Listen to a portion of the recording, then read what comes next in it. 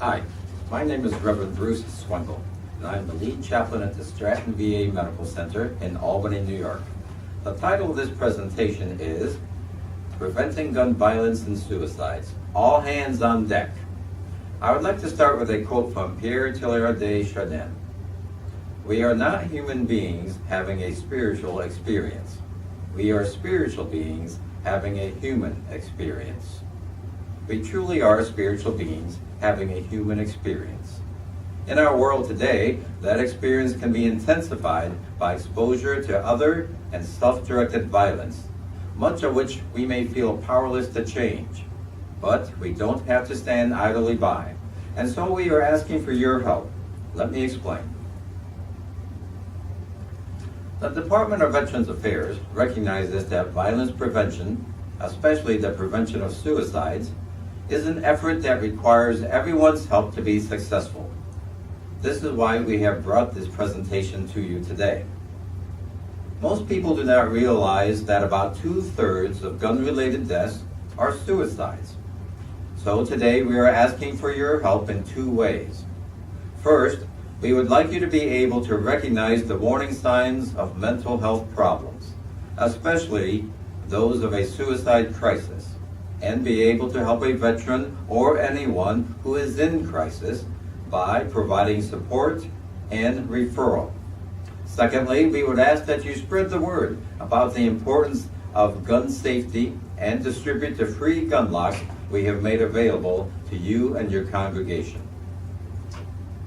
VA's theme this year is the power of one, meaning each of us can make a powerful difference in the lives of others through simple acts.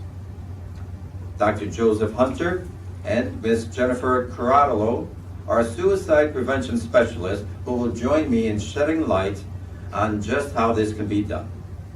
The following presentation explains how important each of you are in the suicide prevention effort and offers specific guidance on how we can best prevent the gun-related deaths, including suicides, among veterans and service members in our communities and congregations.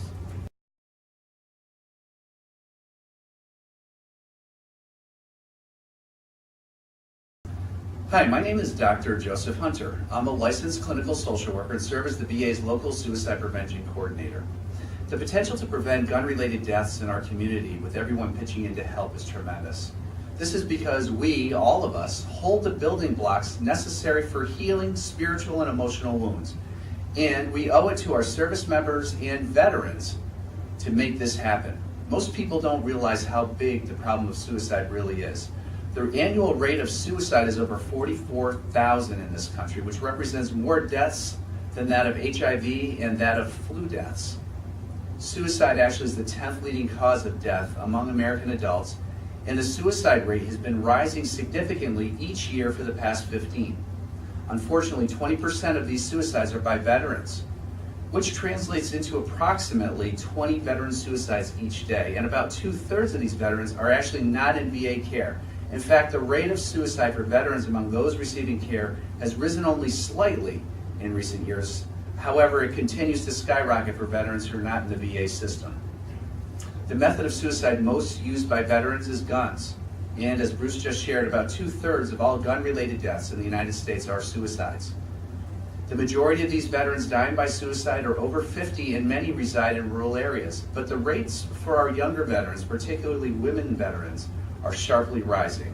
I hope that I have conveyed to you not only how big the problem is, but also the tremendous opportunity we have to impact the lives of those individuals suffering from mental health disorders who need help, and as well the family members and friends who are devastated after a suicide of a loved one. We truly do hold the building blocks for healing. Next, I'd like to talk about the suicide crisis. And as you can see in this diagram, there are really three main components that we can think about, and use the analogy of combustion or a fire to talk about these. In a fire, you have to have fuel, and in this case, the fuel is the firewood. And similarly to a suicide crisis, when you look at firewood in a fireplace, it could be wet, it could be green, and it may not burn. The same is true when we're looking at someone who potentially is at risk for suicide. They may look okay on the outside. It's really hard to know if they have some underlying social or emotional vulnerabilities. So this is the first ingredient. The fire, of course, takes fuel, it takes oxygen, and it takes heat. It takes a spark. It takes that flint and steel, right, to get it started. So the next component that we're going to talk about is the oxygen. So the oxygen in a fire, obviously you can't have a fire without oxygen. And in the suicide crisis, the oxygen is psychological distress. Okay, this means simply that somebody is stressed out by their life circumstances. It can be one event, or it can be a number of things that are extremely distressing to them and leading them to have a really difficult time coping. And so that brings us to the second part of this. Just like in a fire, you have a lack of carbon dioxide and a lot of oxygen. In a suicide crisis, you have extreme distress and a lack of coping skills. Okay, so the person may not be so able or willing to identify their feelings or reach out for help. They may be self-medicating their emotional difficulties with substances, marijuana, alcohol. They may be avoiding rather than reaching out for help. So we need to be aware that these are important ingredients, not only the oxygen, that distress, but the difficulty with coping. And of course, under stress, our coping naturally is not usually as good. So these two actually go hand in hand. Finally, we have the heat, and this is the flint and steel. And I like to think of the flint is when in the mind of the individual, suicide has, for some reason, become a real option for them. There are a lot of different reasons why people think, hey, maybe if I kill myself, I'll be better off, right? Whatever the reason, that is the flint. And the other piece is the steel, and the steel is the gun, okay? The flint it's an option, and the steel is the gun or other means in that moment of crisis, okay? So when these come together, we have a very dangerous situation, and this is often what leads to suicide, this combination of factors. I want to add one thing. You'll see in the diagram we have alcohol referenced here. Just like alcohol is an accelerant in a fire, meaning if you take pure alcohol and you throw it in the fire, it's like throwing gas and it's going to explode. The same thing happens in the suicide crisis. So we have to be mindful of the fact that alcohol actually is a depressant, that it impairs judgment, it makes people less inhibited, which means they're more likely to be impulsive. And all of those things in combination contribute to greater risk when we're talking about the suicide crisis. I'm good. I'm good. I'm good. I'm good. But I have a story, and I don't know where to start. I'm good. But I feel alone in a crowd. I'm good. But nobody understands. I'm good, but the past keeps coming back. But I can't get out of bed. And I can't sleep. I'm good, but I feel overwhelmed. I'm good, but I don't feel safe. But I don't even know who I am anymore. But I still have nightmares. But I don't need any help. I'm good, but I don't feel anything anymore. I'm good, but I can't live like this anymore. I'm really not so good. But are you ready to listen?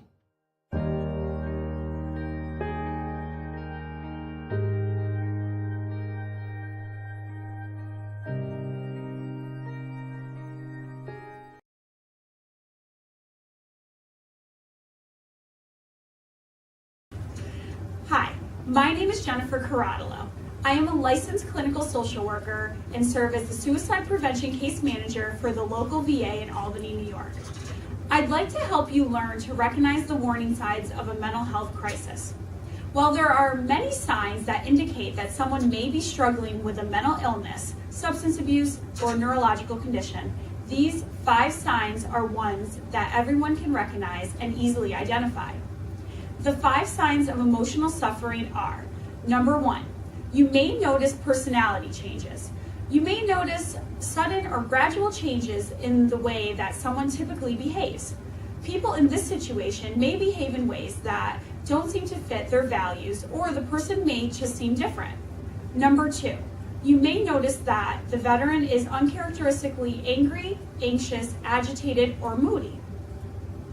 You may notice the person has more frequent problems controlling his or her temper and seems irritable or unable to calm down. People in more extreme situations of this kind may be unable to sleep or may explode in anger at a minor problem. Number 3, Oftentimes, there will be a withdrawal or isolation from other people. Someone who used to be socially engaged may pull away from family and friends and stop taking part in activities that used to be enjoyable to them. In more severe cases, the person may start failing to make it to work or school. Not to be confused with the behavior of someone who is more introverted, this sign is marked by a change in a person's typical sociability, as when someone pulls away from social support, which is typically available. Number 4, in addition, he or she may neglect self-care and engage in risky behavior. You may notice a change in the person's level of personal care or an act of poor judgment. For instance, someone may let personal hygiene deteriorate, or the person may start abusing alcohol or illicit substances, or engage in other self-destructive behavior that may alienate their loved ones. Number 5, finally, you may notice that the veteran appears to be overcome with hopelessness and overwhelmed by his or her circumstances. Have you noticed someone who used to be more optimistic and now can't find anything to be hopeful about? Oftentimes, this person feels trapped by life circumstances. He or she may be suffering from extreme or prolonged grief or feelings of worthlessness or guilt. People in this situation may not see a way out of their situation, or they may think that the world would be better off without them. These are strong indicators that he or she may be considering suicide as a real option. Remember, everyone has a role to play in suicide prevention. Simple, everyday connections can make a big difference to someone who is in crisis or having thoughts of suicide. Consider how you may act to just be there. Maybe calling somebody or reconnecting, meeting for coffee, going for a walk.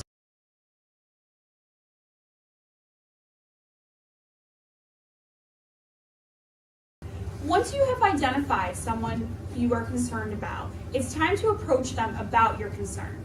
We have developed a strategy that can empower you to help our service members and veterans, should you choose to join in our mission to end gun-related deaths and suicide. This starts with the power of you, meaning your unique influence, to recognize someone who has an unmet emotional or spiritual need, to engage in a supportive conversation to understand their need, to persuade the individual to seek help and to connect them to programs and supports that can help them to address the unmet need. We offer this very simple metaphor to offer guidance on how to tap into the potential you have to make a difference. We'll start with the sun. We will talk about your stance when approaching someone of concern, and then how you uncover the unmet need and how you nudge him or her into care. The acronym SOIL offer ways to start the conversation, offers an observation of behavior, inquires about what is wrong, and listens to the thoughts and feelings of the veteran or service member. WATER, the final acronym. The W is for welcome. Welcome what they have to say. Ask. Ask the question about thoughts of suicide. Tie together all that has been said by connecting thoughts to feelings and behavior. Educate. Educate about the treatment resources. And finally, refer. Refer to specific counseling and supportive services. The acronym SUN. The S in SUN stands for stance. You want to come from a place of care and concern. Offer a spirit of non-judgmental support and convey an attitude of providing honest feedback. The U stands for uncover. You want to go beyond I'm good. When we're asked a question, often this is our first response. In this case, though, it's important to reveal there is something up, that everything is not okay. And we want to uncover the truth. Fear, anger, pain, loneliness, whatever it is. We want to help them identify the unmet need. N stands for nudge. We want to nudge the veteran to recognize something's up, to acknowledge they are out of sorts or not themselves in some way. We want to nudge them to consider seeking help, and we want to nudge them to seek that help, to actually choose an option for help and support, and link them directly to that help. It's important to remember a seed cannot flourish without soil. Similarly, a person will not open up without feeling genuine care and concern from you, an observant, supportive listener. In this process, we want to make it easy and comfortable for the veteran and service members to express what is wrong. The S stands for say something. Let's face it, though sometimes the hardest part is starting the conversation, rather than responding passively to warning signs of distress, find a private time and place to start the conversation. Maybe you can say, "Hey Phil, can I ask you something? I noticed you're not yourself lately. I noticed that you're not yourself lately." That simple statement, "I noticed you're not yourself lately." This starts a very important dialogue. O, the O stands for observe.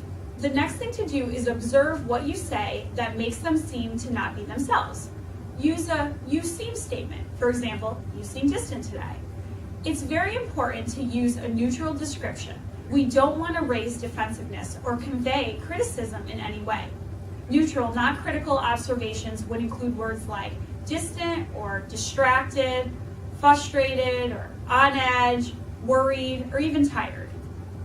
The I in soil stands for inquire. So you've opened up a dialogue. You made a non-offensive observation that comes from a place of genuine care and concern. It's time to use an open-ended question to start uncovering the seed, that unmet need, a hidden set of feelings and thoughts that are troubling to the veteran or service member. Again, offer an open-ended question and not one that can be answered with a yes or no. Specifically, you can ask one of these questions. What's going on? What's on your mind? Penny for your thought? Or what gives? The L stands for listen.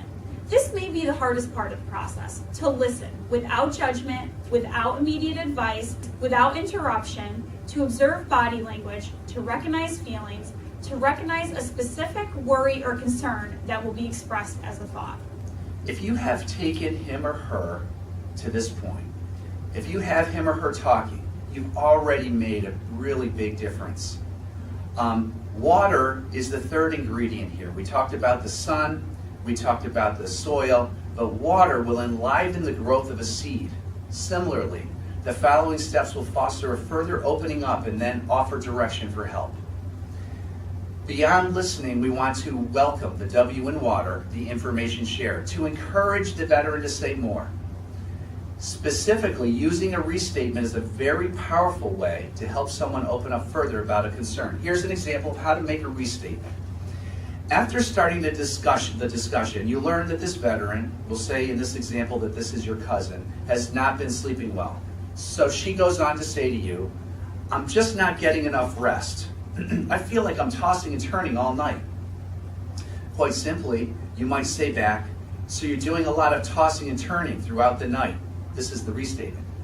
A likely response to your restatement from your cousin would be, "Yeah, I often wake up with my heart racing sometimes, and I have dreams about getting blown up. Then, after a long night of this, I wake up feeling like I don't get any sleep at all." So we want to welcome the veteran to open up and share this information, and we do this by offering support and a listening ear. We invite them to say more about what's going on, and specifically, it's extremely important to use this restatement to further explore what is happening. Again, the restatement is saying back to them in their own words what they just shared with you. A in water stands for ask. By this time, you're starting to have a good idea of what's troubling the veteran or service member. It's important that you ask additional questions that may help you gauge how bad things are for him or her. Many of our veterans experience horrible, unthinkable situations while serving our country. They may be embarrassed or ashamed to discuss them. They may be trying to avoid memories of past events because they're painful. As we ask questions, this may become very apparent.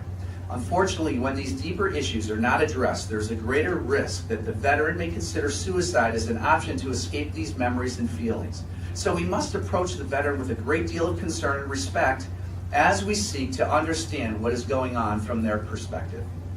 When they appear to be struggling significantly, it's important to ask about suicidality. Ask the question, are you thinking of taking your own life? If the answer is yes, ask about how serious those thoughts are. Do you have a plan? Are you seriously considering carrying out your plan? Throughout this process, use open-ended questions. They invite a discussion versus a yes-no response. Seek to understand his or her perspective And do ask that very direct question, are you having thoughts or are you thinking about taking your own life? T in water stands for tie together. You're on the home stretch at this point.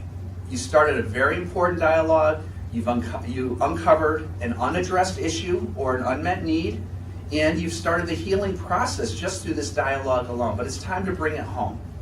The next step is to tie it all together. You want to offer feedback about what you've observed and heard. You might say something like this: I think I understand why you seemed not yourself and looked distant in recent days. Tomorrow is the anniversary of the date that your friend John was killed by a roadside bomb, and you've been thinking a lot about him as a result. I can understand why you would feel very down and sad, as you have said to me, and it sounds like you may even blame yourself for what happened. Tying it all together, as you can see from this example, you're doing the following. You're summarizing their thinking, you're relating their thinking to their feelings, but you're also relating those thoughts and feelings to your original observations. You don't seem yourself, etc. E in water stands for educate. Now it's time to let this veteran or service member know that he or she is not alone, that other veterans struggle with very similar challenges, and there are resources available to provide support and guidance. This is the opportunity to provide education about the VA program, the local faith-based programs, other community resources that are available. Provide the name and number of the clergy member that would be involved, the suicide prevention coordinator in your area, the veteran service officer. You can even program these into your phone now or write them down on a card that you keep in your wallet. So you're prepared to immediately provide this contact information. That's very important. Depending on the situation, you might also provide literature or recommend websites so that the veteran or service member can educate him or herself. We would recommend you always offer a keychain or a wristband and talk about the Veterans Crisis Line at the very least. I mean, this is available 24/7. They really should know about it. Finally, the R in water stands for refer. This is the very last step, the clincher, if you will. Our goal is to link the veteran or service member to help. Pathways to receiving spiritual and emotional healing come in many forms, and there truly is no wrong door so long as he or she seeks further assistance. Encouraging treatment is a critical part of this process. You may say something like, this is an opportunity to get on top of this problem before things get worse and start the next chapter of your life. Or you may say, if your heart is failing, or if your car breaks down, don't you see the expert? Why wouldn't you with something like this? How is this any different? In addition to educating about available resources, it may be necessary to offer to call on behalf of the veteran or even join them in seeking that help, at least initially. There's one important caveat to all of this, and that is if a veteran or service member is reporting thoughts of suicide with a specific plan to end his or her own life or harm others, we must not delay in connecting them to the professionals.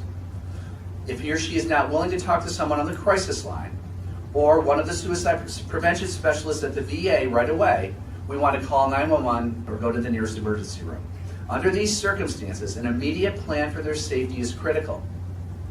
Also, when referring someone for urgent or emergency care, be sure that you do not leave them alone, meaning you don't want to leave them by themselves, and there should always be another person present with them at all times until you connect them to the help that you're handing them off to. And also, be sure to pass along the information shared with you about any plan they had or any other important information. So, for example, if they said they had a gun, or they just bought a gun, or if they stockpiled medication, pass that information along.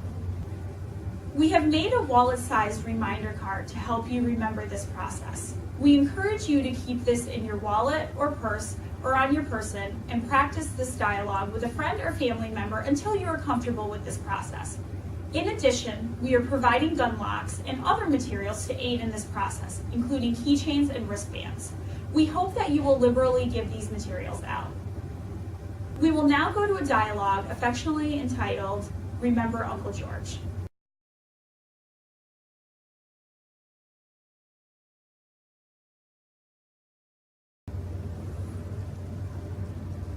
I'm not sure Marcus is okay.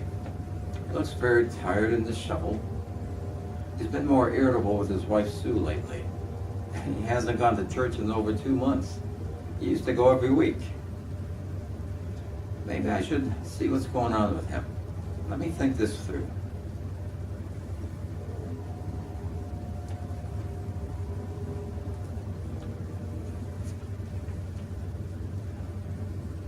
Son, S. Stance. Be open, honest, non-judgmental. Okay, I can do that. You, uncover the truth. The unmet need. And nudge. Nudge him to get help. Okay, I can do this.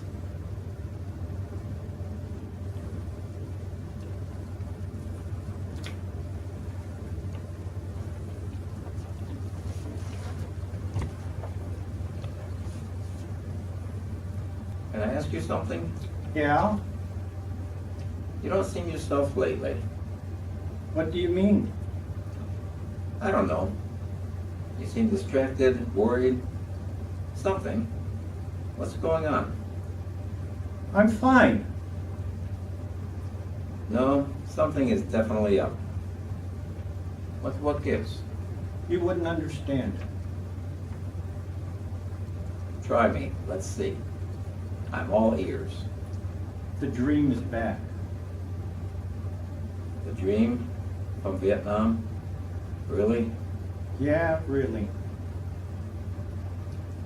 Is this the one where you're being chased by the Viet Cong through the jungle? That's the one. How long has this been going on? Weeks.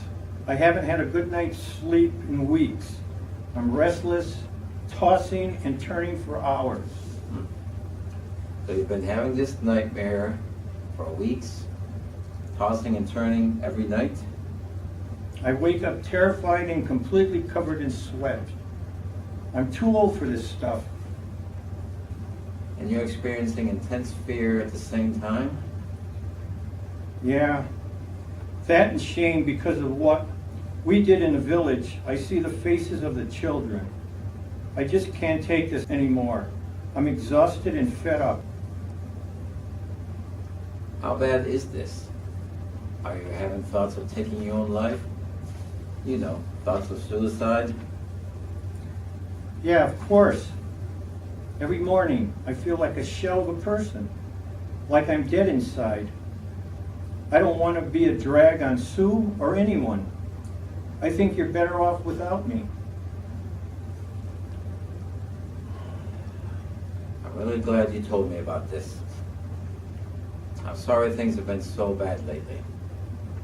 Have you considered a specific plan? My gun has been loaded with a bullet for past month. Just one pull of the trigger and this all goes away. Yeah, you can say I have a plan. Well, at least I understand what's wrong. You really have not been yourself. You've been very upset, which explains why you've been so tired and why you've been so irritable and isolated lately. I'm so sorry that you're having such a hard time. And you're right, I was not in Vietnam. And so I can't fully understand that experience. But I do understand that you are experiencing nightmares that bring intense feelings of fear and shame. I've also been worried. Worried that your behavior is somehow a burden on us, your friends and family. For one, I'm glad to know the truth. I would rather that than having you hurt or kill yourself. I'm here for you. I've got your back. Thanks, that means a lot to me. Well, I think you're having symptoms of PTSD. And I know you're not alone. Uncle George went through the same thing after the Korean War. Remember how angry he seemed all the time? Then he went to the VA, and when we saw him next, he was like a new person. I think the VA can help you too. Yeah, I do remember. Or perhaps you can talk to Pastor Brian about this. He's helped a lot of veterans. I also know that there is a Veterans Crisis line that you can call. You should be able to get help when you wake up in the middle of the night. Here, give me your phone and I'll punch the number in for you. And I think I've got a keychain with that number on too. I'll get it for you. Listen, man, you're not alone, okay? You're right. I know you're right. Thanks for caring. Now, about that gun. Let me take that off your hands. For now. You don't need to do anything that can't be undone. The situation will get better after you get some help for those dreams and nightmares. I'm not giving up my gun. You can forget that idea. I may never get it back knowing you. Okay, but I insist we put a gun lock on it for now, and I'll hold the key. Fair? Sure, bro. You can lock it up, but you can't take it. Okay. And let's call over to the VA for now. At the very least, they can treat those nightmares with medication. All right?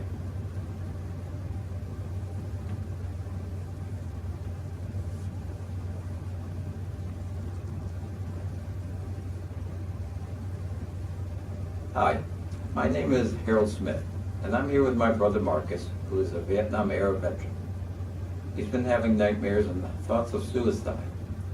He has a gun, but I've locked that up for now. He's willing to come in and get some help. Can you tell us what the process is to get started? We trust we have conveyed how simple and effective this process can be. Each part is important, and as a whole, it can be tremendously effective. Again, we encourage you to practice this process. Practice with a friend or family member. And remember, it does not have to be perfect. The most important aspect of this dialogue is that you convey care and concern.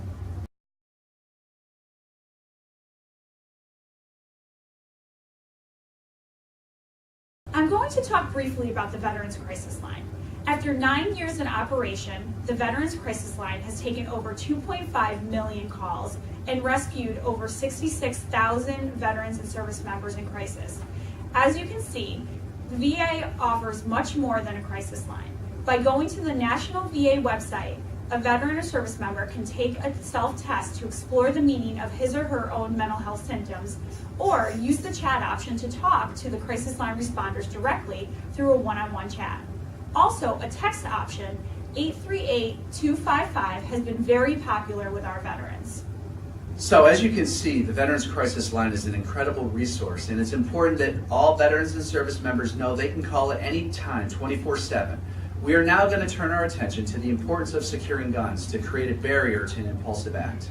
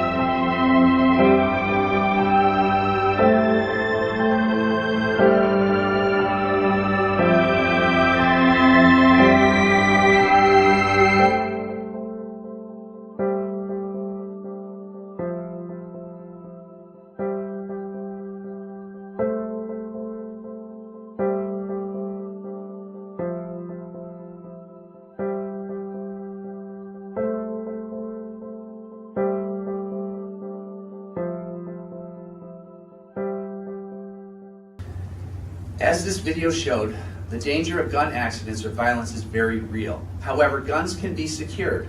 This simply makes everyone safer, and nobody's Second Amendment rights have to be affected. So let's review the facts about guns. Guns are lethal, there's no question, whether it's due to accident or by other or self-directed violence. When the use of guns is for violence towards self or others, it's going to be lethal.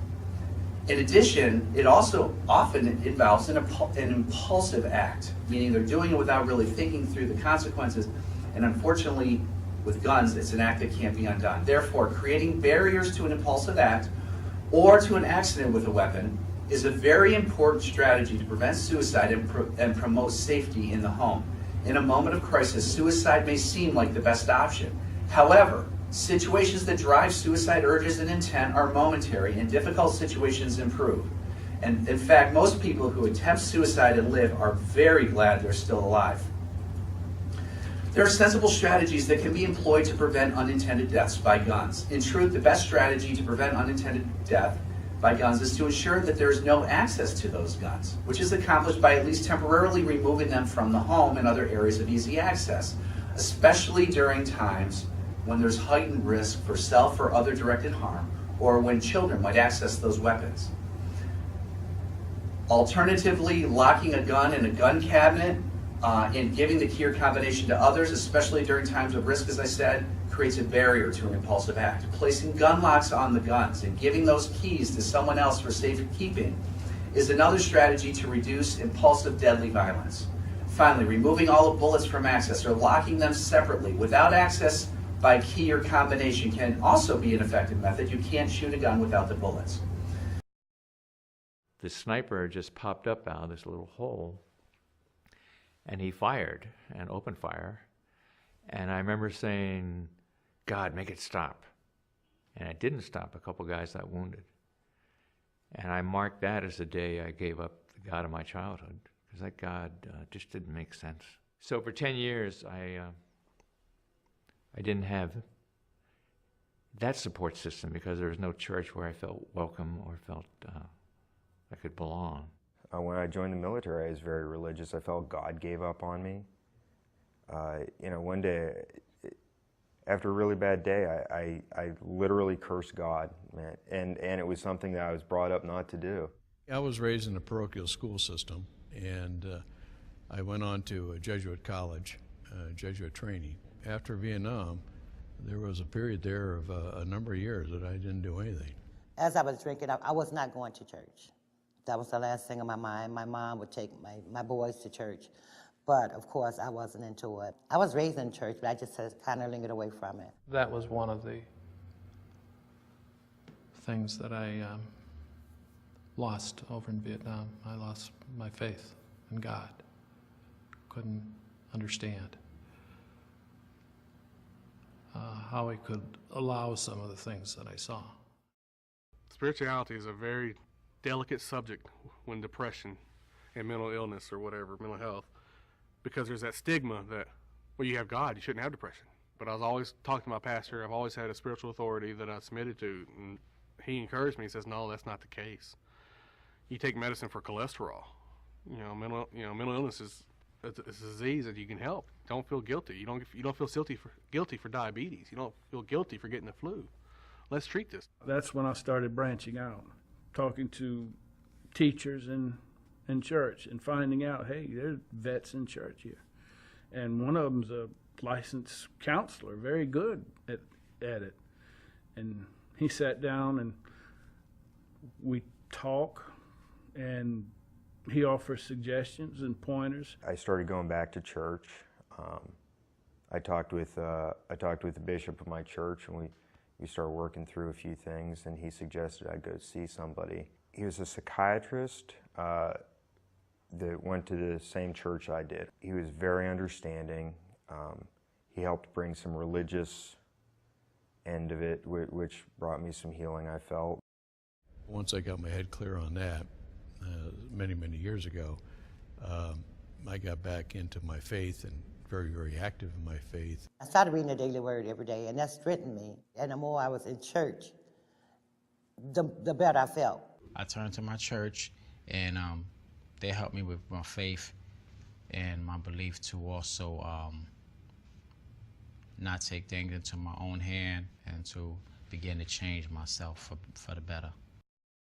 There's people out there that want to help you. There's excellent programs. Try to find a faith-based organization, whatever your faith may be, and begin to find yourself again, but get the help that's needed. It's there for you. Developing a sense of trust and a sense of faith in the universe, in a higher power, in God, and whatever word works for whoever you are. I'm not religious in the sense that a lot of people would recognize, but I think that my spirituality was absolutely crucial to my recovery.